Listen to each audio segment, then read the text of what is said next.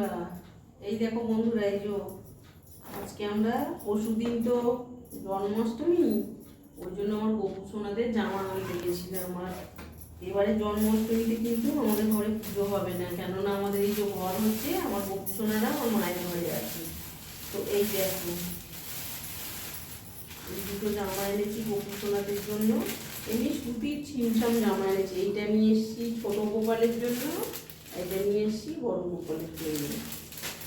এই যে দুটো গপু সোনাদের জামা। আর আমার কিছু জিনিসও কিনতে গেছিলাম, সেদিনকে কিনেছি কিন্তু সবটা কেনা হয়নি, তার জন্য আবার একটু কিছু কিনে নিয়ে এলাম। দাঁড়াও তোমাদের দেখাই। এই যে আমার কাজলটা ভেঙে গেছিল, কাজলটা, আর এই যে ওই ক্রিমটা, আর এই যে এই ক্লিপটা।